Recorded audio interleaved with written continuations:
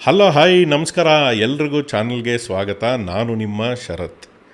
R C B ಇನ್ನೊಂದು match ಈ ಸೀಸನ್ನಲ್ಲಿ ಸೋತಿದ್ದಾರೆ. Gujarat titans team R C B batting ಆಡ್ಬೇಕಾದ್ರೆ ನೀವು ಸರಿಯಾಗಿ ಗಮನಿಸ್ಕೊಂಬಂದರೆ ಜೇಸನ್ ಹೋಲ್ಡರ್, ರಶೀದ್ ಖಾನ್, ಆ ಹೆಸರುಗಳು, ಆ ವ್ಯಕ್ತಿಗಳನ್ನ ಒಂದು ಪಕ್ಕಕ್ಕಿಟ್ಟು ನೋಡಿದ್ರೆ ಇನ್ಯಾರಪ್ಪ ಇಲ್ಲಿ ಫುಲ್ಲು ಮ್ಯಾಚ್ ವಿನ್ನರ್ಸ್ ಅಂತ ನೋಡೋಕ್ಕೆ ಹೋದರೆ ಯಾರೂ ಕಾಣಿಸ್ತಾ ಇಲ್ಲ ಅಲ್ಲಿ ನೋಡಿ ಕರೆಕ್ಟಾಗಿ. ಆಮೇಲೆ ಅವ್ರು ಬ್ಯಾಟಿಂಗ್ ಆಡ್ಬೇಕಾದ್ರೆ ಗುಜರಾತ್ ಟೈಟನ್ಸು ಶುಭ್ಮನ್ ಗಿಲ್ ಮತ್ತು ಒಂದು ಹಂತಕ್ಕೆ ಜಾಸ್ ಬಟ್ಲರ್. ಸೊ ಇಷ್ಟು ಜನ ಆಯಿತು. ಒಂದೊಂದು ಮ್ಯಾಚಲ್ಲಿ ಒಬ್ಬೊಬ್ಬರೇ ನಿಂತ್ಕೊಂಡು ಗೆಲ್ಲಿಸೋದು ಇವೆಲ್ಲ ನಿದರ್ಶನಗಳು ನೋಡಿದ್ದೀವಿ. ಆದರೆ ಒಂದು ತಂಡವಾಗಿ ಆಡೋವಂಥದ್ದು, ಒಂದು ಸೂಪರಾಗಿ ಇರೋವಂಥ ಟೀಮು ಆ ಥರ ಏನೂ ಕಾಣಿಸಲ್ಲ ಗುಜರಾತ್ ಟೈಟನ್ಸು. ನಾನು ಏನು ಹೇಳಕ್ಕೆ ಬರ್ತಾಯಿದ್ದೀನಿ ಅಂದರೆ ಆರ್ ಸಿ ಬಿ ಅವರು ಇವತ್ತು ತಾವೇ ಸೋತಿರೋದು. ಗುಜರಾತ್ ಟೈಟನ್ಸ್ ಸೂಪರಾಗಿ ಆಡ್ಬಿಟ್ಟು ಗೆದ್ದರು, ಆ ಥರ ಏನೂ ಕಾಣಿಸ್ಲಿಲ್ಲ. ಸರಿಯಾಗಿ ನೋಡಿ ಮ್ಯಾಚ್ನ, ಅಥವಾ ಸರಿಯಾಗಿ ಹೈಲೈಟ್ಸ್ ಗಮನಿಸಿದ್ರೆ ಅಥವಾ ಸ್ಕೋರ್ ನೋಡಿದ್ರೆ ಗೊತ್ತಾಗುತ್ತೆ. ನೋಡಿರೋರಿಗಂತೂ ಡೆಫಿನೆಟ್ಲಿ ಗೊತ್ತಿರುತ್ತೆ. ಬ್ಯಾಟಿಂಗ್ ಆಡಿದ್ರು, ಟಾಸ್ ಸೋತಿದ್ದು. ಯಾವಾಗಲೂ ಅದೇ ಹೇಳ್ತಾಯಿದ್ದು, ಮೊನ್ನೆ ಏನಪ್ಪ ಹಂಗೆಲ್ಲ ಬೌಲಿಂಗ್ ಮಾಡಿಬಿಟ್ರು, ಇವತ್ತು ಯಾಕೆ ನಮ್ಮದು 155 ಅಂದ್ರೂ ಒಳ್ಳೆ ಸ್ಕೋರೇ, ಸರಿಯಾಗಿ ಡಿಫೆಂಡ್ ಮಾಡ್ಕೋಬೋದಾಗಿತ್ತಲ್ಲ, 16 ಓವರ್ಗೆ ಹೊಡೆಸ್ಕೊಂಬಿಟ್ರಲ್ಲ, ಈ ಥರ ಪ್ರಶ್ನೆಗಳೆಲ್ಲ ಬರ್ಬೋದು. ಅವತ್ತೇ ಆ ವಿಡಿಯೋ ಮಾಡಿದಾಗಲೇ ಮಾತಾಡಿದ್ದೆ. ಫಸ್ಟು ಇದನ್ನು ಸ್ಕೋರ್ ಡಿಫೆಂಡ್ ಮಾಡಬೇಕಾದ್ರೆಲ್ಲ ಸೆಕೆಂಡ್ ಬೌಲಿಂಗ್ ಮಾಡಬೇಕಾದ್ರೆ ಆ ಥರ ಬೌಲಿಂಗ್ ಮಾಡೋದೆಲ್ಲ ಕಷ್ಟ. ಫಸ್ಟೇ ಬೌಲಿಂಗ್ ಮಾಡಬೇಕಾದ್ರೆ ನಮ್ಮವ್ರಿಗೆ ಏನು ಪ್ರೆಷರ್ ಇಲ್ಲದೆ ಅದೆಲ್ಲ ಬೇರೆ ಥರ ಮಾಡ್ತಾರೆ. But when there is any ಒಂದು ಸ್ಕೋರ್ ಇದೆ ಅಂದಾಗ ಅದನ್ನು ಡಿಫೆಂಡ್ ಮಾಡಬೇಕು ಅಂದಾಗ ಭಾರಿ ಕಷ್ಟ ಆಗುತ್ತೆ. ಅವ್ರು ಚೇಸ್ ಮಾಡೋರು ಈಸಿಯಾಗಿ ಒಳ್ಳೆ ಪ್ಲ್ಯಾನ್ ಪ್ರಕಾರ ಆಡ್ಕೊಂಡು ಹೊರಟೋಗ್ತಾರೆ. ಅದೇ ಆಗಿದ್ದು ಇವತ್ತು. ಚಾನ್ಸಸ್ ಇತ್ತು, ಬಟ್ ಅದನ್ನು ಡಿಫೆಂಡ್ ಮಾಡೋಷ್ಟು ಚಾನ್ಸ್ ಇರಲಿಲ್ಲ. ಯಾಕಂದರೆ ಸ್ಕೋರ್ ತುಂಬ ಕಮ್ಮಿ ಆಗೋಯಿತು. 150, 200 ಇದ್ದರೆ ಮಾತಾಡೋಕ್ಕೆ ಬಾಗುರು ಅಷ್ಟೇ. ಇದು ಮಂತ್ರ. ಇವಾಗ ನಡೀತಾ ಇರೋವಂಥ IPL ಪಂದ್ಯಗಳು ನೋಡಿಕೊಂಡು ಹೋದರೆ 200 ಇದ್ದರೆ ಮಾತಾಡೋ, 225 ಇದ್ದರೆ ಆಯಿತು ಅನ್ನೋಂತಕ್ಕೆ ಮುಂದಿನ ಲೆವೆಲ್ಗೆ ಮಾತಾಡೋಣ. 250 ಇದ್ದರೆ ಸೇಫು. ಅಟ್ಲೀಸ್ಟ್ ಒಂದು ಬೌಲರ್ಸ್ಗೆ ಒಂದು ಏನೋ ಸ್ಕೋರ್ ಕೊಟ್ಟಿದ್ದೀವಿ ಅಂತ. 150, 160 ಇದೆಲ್ಲ ಲೆಕ್ಕನೇ ಅಲ್ಲ ಹಂಗೆ ನೋಡೋಕ್ಕೆ ಹೋದರೆ. ನಮ್ಮವ್ರದ್ದು ಬ್ಯಾಟಿಂಗ್ ಬಂತು, ಸ್ಟಾರ್ಟ್ ಆದಾಗಲೇ ನೀವು ನೋಡಿದ್ರೆ ಏನಪ್ಪ ಈಗ ಒಂದು ಉಪ್ಪು ಕಮ್ಮಿ ಆಗೋಯ್ತಲ್ಲ ಅನ್ನೋ ಥರ ಪರಿಸ್ಥಿತಿ. ಫಿಲ್ ಸಾಲ್ಟ್ ಈಗ ಎಲ್ಲರೂ ಮಿಸ್ ಮಾಡೋಕ್ಕೆ ಸ್ಟಾರ್ಟ್ ಮಾಡ್ಯಪ್ಪ, ಎಲ್ಲೋದೇ ಗುರು ಅಂತ. ಎಲ್ಲೋದ್ರೂ ಅನ್ನೋದು ಅದೊಂದು ಇನ್ಫಾರ್ಮೇಷನು ಸರಿಗೆ ಹೇಳ್ತಾಯಿಲ್ಲ. ಇವತ್ತು ಆರ್ ಸಿ ಬಿ ಮ್ಯಾನೇಜ್ಮೆಂಟು ಕರೆಕ್ಟಾಗಿ 2-3 ಉತ್ತರ ಕೊಡಲೇಬೇಕಾಗತ್ತೆ. ಮೊದಲನೇದು ಫಿಲ್ ಸಾಲ್ಟ್ ಅವ್ರಿಗೆ ನಿಜವಾಗ್ಲೂ ಏನಾಗಿದೆ, ಅದೆಲ್ಲಿ ಒಂದು ಸ್ಟೇಟ್ಮೆಂಟ್ಸು ಎಲ್ಲರಿಗೂ ಏನಾದ್ರು ಗೊತ್ತಿದ್ರೆ ನೀವು ಹೇಳಿ, ಕಮೆಂಟ್ಸ್ನಲ್ಲಿ ತಿಳಿಸಿ. ನನಗಂತೂ ಗೊತ್ತಾಗ್ತಾ ಇಲ್ಲ. ಅಲ್ಲಿ ಡಗೌಟಲ್ಲಿ ಅಥವಾ ಎಲ್ಲೂ ಕಾಣಿಸ್ತಾನೂ ಇಲ್ಲ ಅವರು. ಅದೊಂದು. ಜೇಕಬ್ ಬೆಥೆಲ್ಲೋ ಬ್ಯಾಕ್ ಟು ಬ್ಯಾಕ್ ಅಂಥ ಕಾನ್ಫಿಡೆನ್ಸ್ ಏನು ಕೊಡಲಿಲ್ಲ. ಯಾಕಂದರೆ ವರ್ಲ್ಡ್ ಕಪ್ಪಲ್ಲಿ ಆಡಿದ ರೀತಿ ನೋಡಿದ್ರೆ ಏನು ಆಡ್ತಾರೋ ಅಂತೆಲ್ಲ ನಾವು ಸಿಕ್ಕಾಪಟ್ಟೆ ನಂಬಿಕೆ ಇಟ್ಕೊಂಡಿದ್ವಿ. ಲೆಫ್ಟ್ ರೈಟ್ ಓಪನಿಂಗ್ ಕಾಂಬಿನೇಷನ್ ಬರುತ್ತೆ ಅಂತ ಟ್ರೈ ಮಾಡ್ತಿದ್ದಾರೆ. 2-3 ಮ್ಯಾಚ್ಗೆ ತೆಗೆದಾಕೋಗೇನಿಲ್ಲ, ಪೊಟೆನ್ಷಿಯಲ್ ಇದೆ, ಎಲ್ಲ ಸರಿ. ಬಟ್ ಆಡ್ತಾ ಇಲ್ಲ. ಇವತ್ತೂ ಫೇಲ್ಯೂರ್ ಥರನೇ ಲೆಕ್ಕ ಅಂತ ಇಟ್ಕೋಬೋದು ಅದನ್ನ. ವಿರಾಟ್ ಕೊಹ್ಲಿ ಆಡಿದ್ದೇನು 5 4 ಹಂಗೆ 5 ಬೌಂಡ್ರಿ ಫೋರ್ಸು ಇವ್ರಿಗೆ ಕಗಿಸೋ ರಬಾಡಾಗಿ ಹೊಡೆದಿದ್ದು ಸಖತ್ತಾಗಿ ಕಾಣಿಸ್ತಾಯಿದ್ರು. ಏನು ಟಚ್ಚಲ್ಲಿದ್ದಾರೆ ಅಂತ ನೋಡ್ತಾಯಿದ್ವಿ. ಅನ್ಫಾರ್ಚುನೇಟ್ಲಿ ಔಟ್ ಆಗಿತ್ತು. ರಜತ್ ಪತಿದಾರ್ ಬಂದರು, ಹೊಡಿತಾರೆ ಇವರು, ಸೂಪರ್, ಅದು ಇದು ಅಂತೆಲ್ಲ ಶುರು ಆಯಿತು ಪಡಿಕಲ್ ಜೊತೆ ಸೇರಿಕೊಂಡು. ಆದರೆ ಆ ರಜತ್ ಪತಿದಾರ್ದು ಔಟ್ ಆಗಿದ್ದು ಅದೊಂದು ಹೆವಿ ಕಾಂಟ್ರವರ್ಸಿ ಥರ ಆಗೋಯ್ತು. ನನಗೆ ಕಣ್ಣಿಗೆ ಬರಿಗಣ್ಣಿಗೆ ಕಾಣಿಸಿದ ಪ್ರಕಾರ ಅದು ಔಟ್ ಇಲ್ಲ. ನಿಮಗೆಲ್ಲ ಏನು ಅನ್ನಿಸ್ತು ಅನ್ನೋದನ್ನು ಹೇಳಿ. ಆ ಜೇಸನ್ ಹೋಲ್ಡರ್ ತಲೆನೋವು ಕ್ಯಾರೆಕ್ಟರ್ ಕಣ್ರಿ. ಯಾವಾಗಿಂದನೂ ನಾನು ವಿಡಿಯೋನಲ್ಲೂ ಹೇಳಿದ್ದೀನಿ, ಆಗೋದೇ ಇಲ್ಲ.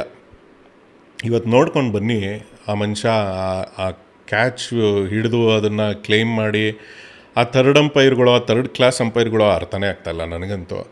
ಕ್ವಿಕ್ ರಿವ್ಯೂ ಅಂದ್ಬಿಟ್ಟು ಅದನ್ನು ಚೆಕ್ ಅಂತ ನೋಡ್ಬಿಟ್ಟು ಔಟ್ ಅಂತ ಕೊಟ್ಟೇ ಬಿಟ್ಟರು. ಆಮೇಲೆ ಅದನ್ನ ಡಿಫೆಂಡ್ ಮಾಡ್ತಾನೆ ಇದ್ದಾರೆ. ಕ್ಯಾಚ್ ಹಿಡಿದ ಮೇಲೆ ಫುಲ್ ಕಂಟ್ರೋಲಲ್ಲಿ ಇರಬೇಕು until it is settled. At least ಒಂದು ಹಂತಕ್ಕೆ ಬರೋವರೆಗೂ. ಅವರು ಬಿದ್ದ ತಕ್ಷಣವೇ ನೆಲಕ್ಕೆ ಉಜ್ಕೊಂಡು ಹೋಗಿದೆ. ಅದಾದಮೇಲೆ ಇನ್ನೊಂದು ಸಲ ಸೆಟ್ಲಾದ್ಮೇಲೆ ಉಜ್ಜೋದು okay, that is okay. But catch ಹಿಡಿದ ತಕ್ಷಣವೇ he was not in 100% control. ಸರಿಯಾಗಿ ಕ್ಲೇಮ್ ಮಾಡ್ಕೊಂಡು ಹೋದರೆ ಅವರೇನೆ ಅದನ್ನು ಔಟ್ ಇಲ್ಲ ಅಂತ ಹೇಳಬೇಕಾಗಿತ್ತು. ಆದರೆ ಅಲ್ಲಿ ಸ್ಪೋರ್ಟ್ಸ್ಮನ್ಶಿಪ್ ಆ ಮನುಷ್ಯನಲ್ಲಿ ಕಾಣೋದೇ ಇಲ್ಲ. ಜೇಸನ್ ಹೋಲ್ಡರ್ ಇದೊಂಥರ ಇರಿಟೇಟಿಂಗ್ ಕ್ಯಾರೆಕ್ಟ್ರೆ. ಅದಕ್ಕೆ ಗಾಯಕ್ಕೆ ಉಪ್ಸರು ಹಂಗೆ ನಮ್ಮ ಕಡೆ ಇವಾಗ ಪ್ರಾಬ್ಲಮ್ ಏನಾಗಿದೆ ಅಂತ ಅದಾದಮೇಲೆ ಎಲ್ಲರೂ ಒಂದಷ್ಟು ವಿಕೆಟ್ಗಳು ಎಲ್ಲ ಜೇಸನ್ ಹೋಲ್ಡರ್ಗೆ ಕೊಟ್ಟರು. ನೀವು ಗಮನಿಸ್ಕೊಂಬನ್ನಿ, ನಂಬರ್ 1 ವಿಕೆಟಿಂದ ನಂಬರ್ 8 ವಿಕೆಟ್ವರೆಗೂ ಆ ಜೇಸನ್ ಹೋಲ್ಡರು, ರಶೀದ್ ಖಾನ್, ಅವರಿಬ್ಬರಲ್ಲಿ ಒಂದು ಹೆಸರು ಇದ್ದೇ ಇದೆ. ಒಂದೊಂದು ಕಡೆ ಇಬ್ಬರ ಹೆಸರು ಇದೆ.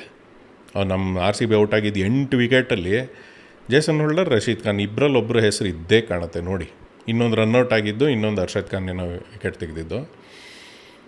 ನಮ್ಗೆ ಇರಿಟೇಟ್ ಮಾಡೋಕ್ಕೆ ಅಂತಲೇ ಇರೋದು ಆ ಜೇಸನ್ ಹೋಲ್ಡರ್. ಒಂದೇ ಒಂದು ಖುಷಿ ವಿಚಾರ ಅಂತಂದರೆ ಆ ಮನುಷ್ಯ ಬ್ಯಾಟಿಂಗ್ ಆಡ್ಬೇಕಾದ್ರೆ ಬಂದು ವಿನ್ನಿಂಗ್ ಶಾಟ್ ಹೊಡೆದ್ಬಿಟ್ಟು ಅಂತೆಲ್ಲ ಕಿರ್ಚಲಿಲ್ಲ. ಸದ್ಯ ಔಟಾಗಿ ಹೋಗಿದ್ದಾಯಿತು. ಹೇಸಲ್ವುಡ್ಡ ಯಾರು ಕ್ಯಾಚ್ ಹಿಡಿದಿದ್ದು ಅನಿಸುತ್ತೆ, ಅಲ್ಲ ಶಾರುಖ್ ಖಾನ್ ಹೇಸಲ್ವುಡ್ ಹಿಡಿದಿದ್ದು, ಹೋಲ್ಡರ್ದು ಬೋಲ್ಡ್ ಆಯಿತಾ, ಭುವನೇಶ್ವರ್ ಕುಮಾರ್ ಬೋಲ್ಡ್ ಮಾಡಿದ್ದು ಅನಿಸುತ್ತೆ ಯಾರ್ಕರು. ಸದ್ಯ ಔಟ್ ಅಂತ ಆಗಿದ್ದು.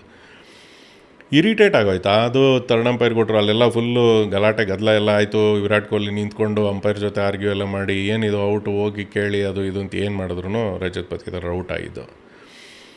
ಬೇಜಾರಾಗಿದ್ದು ಇನ್ನೊಂದು ವಿಷಯ ಅಂತಂದರೆ ಟಿಮ್ ಡೇವಿಡ್ಡು ಮತ್ತು ಜಿತೇಶ್ ಶರ್ಮಾ ಅವಕಾಶ ಸಿಕ್ಕಿದ್ದನ್ನು ಉಪಯೋಗಿಸ್ಕೊಳ್ಳಿಲ್ಲ.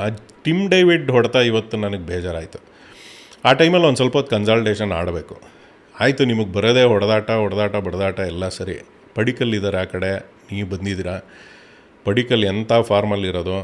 ಒಂದು ಸ್ವಲ್ಪ ಹೊತ್ತು ಸೆಟ್ಲಾಗಿ ಅಟ್ಲೀಸ್ಟ್ ಒಂದು 10-12 ಓವರ್ ಆಗೋವರೆಗೂ ನೋಡಿಕೊಂಡು ಆಮೇಲೆ ಆ್ಯಕ್ಸಿಲರೇಟ್ ಮಾಡಿದ್ದಿದ್ರೆ ಒಂದು ಮರ್ಯಾದೆ. ಟೋಟಲ್ 180 ಇವ್ರಿಗೆಲ್ಲ ಬೇಜಾನ್ ಜಾಸ್ತಿ ಸ್ಕೋರ್ ಆದಂಗೆ ಆಗೋಗ್ಬಿಟ್ಟಿರೋದು. 200 ಮಾತಾಡು ಅಂತ ಹೇಳಿದ್ರು ಈ ಗುಜರಾತ್ ಟೈಟನ್ಸ್ ಅಂತ ಟೀಮ್ಗೆ ಇರೋದೇ 3 ಜನ ಟಾಪಲ್ಲಿ, ಗಿಲ್ಲು, ಬಟ್ಲರು ಮತ್ತು ಸಾಯಿ ಸುದರ್ಶನ್ ಔಟ್ ಆದರೆ ಇನ್ಯಾರು ಅದೇ ಹೇಳಿದ್ವಲ್ಲ, ಶಾರುಖ್ ಖಾನು, ಸಲ್ಮಾನ್ ಖಾನು, ಅಮೀರ್ ಖಾನು ಇಂಥವರೇ ಇರೋದು.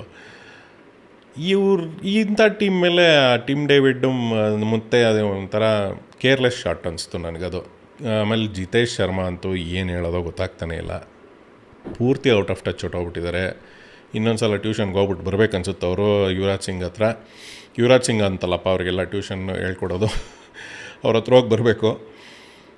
ಇಲ್ಲಾಂದರೆ ಕಷ್ಟ ಇದೆ ಆ ಮನುಷ್ಯಂಗೆ. ಇವತ್ತು ಕೀಪಿಂಗಲ್ಲೂ ಕ್ಯಾಚ್ ಬಿಟ್ಟಿದ್ದು, ಅಯ್ಯೋ ಅದು ಈಸಿ ಕ್ಯಾಚು ಹೋಲ್ಡರ್ದು ಅಲ್ಲ ಬಟ್ಲರ್ದು, ಎಲ್ರಿಗೂ ಸಿಟ್ಟು ಬಂದುಬಿಟ್ಟಿತ್ತು. ಲಾಟ್ ಆಫ್ ಟಾಕಿಂಗ್, ಎಷ್ಟೊಂದು ಜನ ಮಾತಾಡ್ತಾಯಿದ್ರು ಜಿತೇಶ್ ಶರ್ಮಂಗೆ, ಏನೇನೋ ಹೇಳೋದು ಬೈಯೋದು ಅದೆಲ್ಲ ನಡೀತಾಯಿತ್ತು. ಇವತ್ತು ರಜತ್ ಪಾತಿದಾರ್ ಕೂಡ ಪೇಷನ್ಸ್ ಕಳ್ಕೊಂಡಿದ್ರು. ವಿರಾಟ್ ಕೊಹ್ಲಿ ಅಂತೂ ಬೇರೆ ಲೆವೆಲಲ್ಲಿ ಇದ್ದಿದ್ದು. ಜಿತೇಶ್ ಶರ್ಮಾ ಹಾಳು ಮಾಡಿಕೊಂಡ್ರು. ಕೃಣಾಲ್ ಪಾಂಡ್ಯನ್ ಬಂದರು, ಅವ್ರೂ ಏನು ಭರವಸೆ ಮೂಡಿಸೋಂಗೆ ಆಡಲಿಲ್ಲ. ಬೌಲಿಂಗ್ ಯಾಕೆ ಮಾಡಲಿಲ್ವ ಅದಂತೂ ಗೊತ್ತೇ ಆಗಲಿಲ್ಲ. ಎಲ್ರಿಗೂ ಅದೊಂದು ಮಿಸ್ಟ್ರಿ ಥರ ಉಳ್ಕೊಂತು. ನಾನು ಏನು ಆಮೇಲೆ ಚೆಕ್ ಮಾಡಲಿಲ್ಲ, ಏನು ಅಂತ ನಿಮಗೇನಾದ್ರು ಗೊತ್ತಾದರೆ ಕಮೆಂಟ್ಸಲ್ಲಿ ಹೇಳಿ. ಮೋಸ್ಟ್ ಪ್ರಾಬಬ್ಲಿ ಏನೋ ಇಂಜುರಿ ಆಗಿರ್ಬೋದು, ಬೌಲಿಂಗ್ ಮಾಡೋಕ್ಕೆ ಶಕ್ತಿ ಇರಲಿಲ್ವೋ ಏನೋ ಗೊತ್ತಿಲ್ಲ. ಅದೊಂದು ಹೊಡೆತ ಆಗೋಯ್ತು. ಈ ಕಾರಣಕ್ಕೆ ವೆಂಕಟೇಶ್ ಅಯ್ಯರ್ ಇಂಪ್ಯಾಕ್ಟ್ ಪ್ಲೇಯರ್ ಅಂತ ತೊಗೊಂಬಂದು ತಕ್ಕ ಮಟ್ಟಿಗೆ ಅಟ್ಲೀಸ್ಟ್ ಒಂದು ಮರ್ಯಾದೆ ಬರೋ ಸ್ಕೋರು. ಏನು ನಾನು ನೋಡ್ತಾ ಇದ್ದಿದ್ದ ಮಟ್ಟಿಗೆ 78 ರನ್ಗೆ 2 ವಿಕೆಟ್ ಇದ್ದಿದ್ದು RCB. ಆಮೇಲೆ ನೋಡಿದ್ರೆ 96, ಇನ್ನು 20 ರನ್ನೂ ಹೊಡೆದಿಲ್ಲ, 6 ವಿಕೆಟ್ ಆಗೋಯ್ತು. 96ಕ್ಕೆ 6, ಅಲ್ಲೇ ಮ್ಯಾಚ್ ಸೋತಿದ್ದು. 78ಕ್ಕೆ 2ರಿಂದ 96ಕ್ಕೆ 6 ಇಂಪ್ಯಾಕ್ಟ್ ಪ್ಲೇಯರು ಎಲ್ಲ ಬಂದು ಕಷ್ಟಪಟ್ಟಿದ್ದೆ ಒಂದು 155 ಅನ್ನೋ ಹಂತಕ್ಕೆ ಬಂದು ಮುಟ್ಕೋತು. ಭುವನೇಶ್ವರ್ ಕುಮಾರ್ ಎಂಥ ಚಿನ್ನಾರಿ. ಬ್ಯಾಟಿಂಗಲ್ಲೂ ಪಾಪ 2-3 4 ಏನೋ ಹೊಡೆದು, ಆಮೇಲೆ ಬೌಲಿಂಗ್ ಅಂತೂ 4 ಓವರ್ಗೆ 28 ರನ್ 3 ವಿಕೆಟು. ನಿಜವಾಗ್ಲೂ ದೇವತಾ ಮನುಷ್ಯ ಬಂದಿರೋದು. ಹೇಸಲ್ವುಡ್ ಇವತ್ತು ಔಟ್ ಆಫ್ ದ ವೇ. ಏನು ಜೂನ್ 3ನೇ ತಾರೀಕು ಫೈನಲ್ಸ್ ಅಹಮದಾಬಾದು ಆಡಿದ್ದು, ಹೋದ ವರ್ಷ ಚಾಂಪಿಯನ್ಶಿಪ್ ಗೆದ್ದಿದ್ದಾಗ ಆಡಿದ್ದು. ಕೊನೆಯಲ್ಲಿ ಶಶಾಂಕ್ ಸಿಂಗ್ 6ಗಳೆಲ್ಲ ಹೊಡೆದು ಅದನ್ನೇ ಕಂಟಿನ್ಯೂ ಮಾಡಿದ್ರು. ಇವತ್ತು 50 ಎಲ್ಲ 16 15 ಹೊಡೆಸ್ಕೊಂಡಿದ್ದು ಹೇಸಲ್ವುಡ್ಡು. ಭಾರಿ ಕಷ್ಟ ಆಗುತ್ತೆ. ಹೇಸಲ್ವುಡ್ನು ಪಿಕ್ ಮಾಡ್ತಾಯಿದ್ದಾರೆ ಅಂದರೆ ಭಾರಿ ಕನ್ಸರ್ನಿಂಗ್ ವಿಷಯ. ಇದನ್ನೆಲ್ಲ ಅಡ್ರೆಸ್ ಮಾಡಬೇಕು. ಹೇಗೆ ಅಡ್ರೆಸ್ ಮಾಡೋದು? ಈಗ ಯಾರು ಬೌಲರ್ಸ್ ಯಾರ ಕೈಲಿ ಹಾಕ್ಸೋದು? ಇವತ್ತು ಎಲ್ಲರೂ ಬೈತಾ ಇದ್ರಲ್ಲಪ್ಪ, ಗೆಂಡೆ ತಿಮ್ಮ ಏನು ಮಾಡಲ್ಲ ಈ ಮನುಷ್ಯ, ಅದು ಇದು ಅಂತೆಲ್ಲ. ಶೆಫರ್ಡ್ಗೆ ಕೊಟ್ಟರು, ಶೆಫರ್ಡ್ 6ಗಳೆಲ್ಲ ಹೊಡೆದ್ರು. ಇವತ್ತು ಬೌಲಿಂಗು 4 ಓವರ್ಗೆ 35 36 ಏನೋ 2 ವಿಕೆಟು. ಕ್ಯಾಚ್ ಬಾಲ್ ಡ್ರಾಪ್ಗಳು ಬೇರೆ ಬಿಟ್ಬಿಡಿ ಅದನ್ನೆಲ್ಲ. ಏನೋ ಪಾಪ ಆ ಮನುಷ್ಯ ಸ್ವಲ್ಪ ಎಷ್ಟು ಕಾಂಟ್ರಿಬ್ಯೂಷನೋ ಅಷ್ಟು ಮಾಡ್ತಾ ಆರಾಮಾಗಿ ರೋಲ್ ಕೊಟ್ಟಿರೋ ಅಷ್ಟು ಕೆಲಸನಾದರೂ. ಬಟ್ ನಮ್ಮದು ಬೌಲಿಂಗ್ ಶಾರ್ಟೆ. ಒಂದು ಸ್ಕೋರ್ನ ಡಿಫೆಂಡ್ ಮಾಡಬೇಕಾದ್ರೆ ಇನ್ನೂ ಬೇರೆ ಹಂತದ್ದು ಒಬ್ಬರು ಬೌಲರ್ ಬೇಕೇ ಬೇಕು. ಸುಯೇಶ್ ಶರ್ಮಾ ಇವ್ರನ್ನೆಲ್ಲ ನಂಬ್ಕೊಳ್ಳೋಕ್ಕಾಗಲ್ಲ, ಹೊಡೆದಾಕ್ಬಿಡ್ತಾರೆ.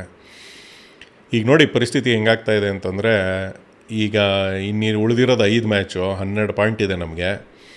ಇನ್ನು 5 ಮ್ಯಾಚಲ್ಲಿ ಮಿನಿಮಮ್ 3ರಿಂದ 4 ಗೆದ್ರೇ ಪಾಯಿಂಟ್ 1 and 2ನಲ್ಲಿ ಬರೋ ಥರ ಎಲ್ಲ ಗೆಲ್ಲೋವಂಥ ಒಂದು ಪ್ರೆಷರ್ ಸಿಚುವೇಶನ್ ತಮಗೆ ತಾವೇ ಹಾಕ್ಕೊಳ್ತಾ ಏನು ಅನ್ನೋದು ಗೊತ್ತಾಗ್ತಾಯಿಲ್ಲ.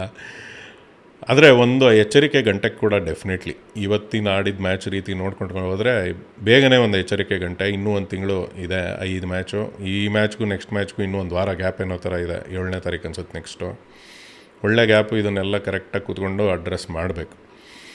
ಬೆತಲ್ಲು, Salt, fifth bowler, Venkatesh Iyer, Jitesh Sharma, will Salt ಕೈಲಿ ಕೀಪಿಂಗ್ ಮಾಡಿಸ್ಬೋದಾ ಏನೋ, ಇದನ್ನೆಲ್ಲ ನೋಡಲೇಬೇಕು. ಇಲ್ಲಾಂದರೆ ಟಾಪ್ 1 and 2 ಬರಬೇಕು ರೀ. ಇಲ್ಲ ಅಂತಂದರೆ ಸುಮ್ಮನೆ 3 and 4 ಹೋಗಿ ಇನ್ನೊಂದು ಎಕ್ಸ್ಟ್ರಾ ಮ್ಯಾಚ್ ಆಡೋದು ಇವೆಲ್ಲ ಸುಮ್ಮನೆ ಪಜೀತಿ ಕೆಲಸ.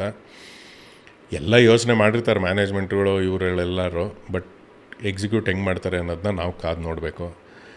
ಅವ್ರ ಕಡೆ ನನಗಂತೂ Rashid Khan, Jason Holder, Rashid Khan, Jason holder. ನನಗೆ ಅದೇ ಬೇಜಾರಾಗಿದೆ. ರಶೀದ್ ಖಾನ್ ಅಂಥ master class international top level bowler, ಅವರು ಆ್ಯಕ್ಷನಿಗೆ ಬರ್ತಾಯಿದ್ದಾರೆ ಅಂದಾಗ ಜಿತೇಶ್ ಶರ್ಮಾ ಆಗಲಿ, ಟಿಮ್ ಡೇವಿಡ್ ಆಗಲಿ, ಇವ್ರುಗಳು ಸ್ವಲ್ಪ ನೋಡ್ಕೊಂಡು ಅವ್ರನ್ನ ನೆಗೋಷಿಯೇಟ್ ಮಾಡಿಕೊಂಡು ಬೇರೆಯವ್ರಿಗೆ ಅಟ್ಯಾಕ್ ಮಾಡಿಕೊಂಡು ಎಲ್ಲ ಮಾಡಿ ಏನು ಎಲ್ಲದಕ್ಕೂ ಬೀಸಕ್ಕೆ ಹೋಗೋದು. ಆ ಟೈಮಲ್ಲಿ ಕನ್ಸಲ್ಟೇಷನ್ ಅನ್ನೋ ಒಂದು ಪದಕ್ಕೆ ಒಂದು ಮರ್ಯಾದೆನೇ ಇಲ್ವಾ?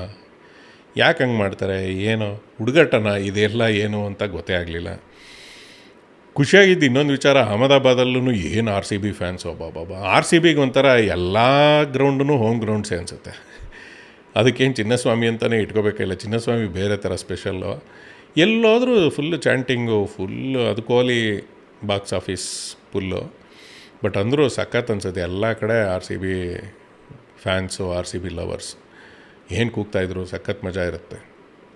ನೋಡೋಣ ಮುಂದಿನ ಮ್ಯಾಚ್ಗಳು ಹೇಗಾಗ್ತವೆ ಏನೋ. ನೆನ್ನೆ ಬೇರೆ ಮುಂಬೈ ಅಂತ ನಾನು ಬೇರೆ ಸಪೋರ್ಟ್ ಮಾಡಿಕೊಂಡು ಬರ್ಬೋದು ಅಂತೆಲ್ಲ ಅನ್ಕೋತಾ ಇದ್ರೆ, ನೋಡೋಣ ನೆನ್ನೆ ಮುಂಬೈ ಆಗಿದ್ದ ಕತೆ ಇನ್ನು ಎದಳಕ್ಕೆ ಆಗಲ್ಲ ಅನ್ಸುತ್ತೆ. ಹೋದ್ರೆ ಅವ್ರ ಟೂರ್ನಮೆಂಟಿಂದ ಅನಿಸುತ್ತೆ.